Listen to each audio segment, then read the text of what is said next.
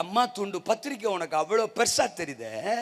ஏசுநாதர் வச்சிருக்கிறாரு இவ்வளோ பெரிய பத்திரிக்கை, இது உனக்கு பெருசா தெரியல. மச்சான் பத்திரிக்கையை நம்பி போனீங்கன்னா ஒருவேளை பிரியாணி கிடைக்கும், அவ்வளவுதான். சில சமயம் பீஸே இல்லாம கிடைக்கும்.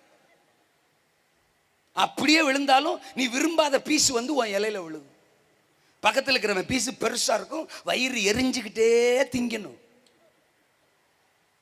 நீ எதிர்பார்த்து பிரியாணியை சொத்திரம் வாஞ்சிச்சு போயிருப்ப, அன்னைக்கு பார்த்து குழஞ்சு போயிருக்கும் பிரியாணி. ஒரு பத்திரிக்கையை நம்பி நீ போனா அதுதான் கிடைக்கும். ஆனா இந்த பத்திரிக்கையை நம்பி வா, கிருபை, மேன்மை, உயர்வு, செழிப்பு, ஞானம், ஐஸ்வர்யம், வரங்கள், வல்லமை, அபிஷேகம், நித்திய ஜீவன், பரலோக பாக்கியம், ஊழியம், ஸ்தானம், சகலத்தையும் இந்த பத்திரிக்கை வச்சிருக்கு. கிளம்பி போறது பொசுக்கு பொசுக்குன்னு.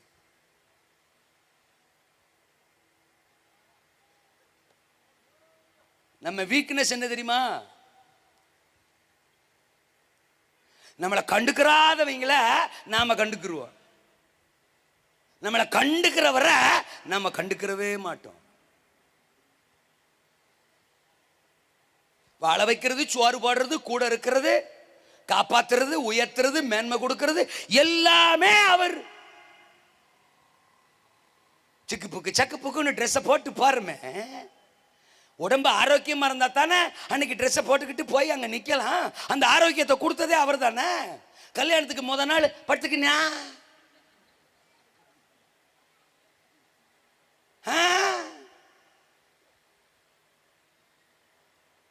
கண்ணாடிக்கு முன்னாடி ஒரே டெக்கரேஷன், டப்பா டப்பாவா, மூக்கு கொஞ்சம், கண்ணத்துக்கு கொஞ்சம், உதட்டுக்கு கொஞ்சம், புருவத்துக்கு கொஞ்சம், அம்புட்டு டெக்கரேஷன். டே மூ டே பி, டெக்கரேஷனுக்கு முன்னால், டெக்கரேஷனுக்கு பின்னால். டெக்கரேஷனுக்கு முன்னால் தாய்மார் இருந்திருக்கும், டெக்கரேஷனுக்கு பின்னால் நான் சொல்லல தோத்தர வீட்டுக்காரரே பயந்து மடார்னு விழுந்துருவாரு. அந்த மாதிரி அந்த டெக்கரேஷன் பண்றதுக்கு கூட சரீரத்தில் பலனும் ஜீவனும் ஆரோக்கியம் இருக்கணும்ல சாமி. சில ஆள்லாம் நேத்து பயங்கரமா டெக்கரேஷன் பண்ணிக்கும், இன்னைக்கு கம்பளிக்குள்ள கிடக்கும் தோத்துறோம். காய்ச்சல் 3 நாளைக்கு எக்ஸ்ட்ரா அடிச்சுச்சுன்னா மறுகையா பரலோகமே என் சொந்தமே நாங்க பாட்டு பாடுறதுக்கு வரணும் டீமா. போன வாரம்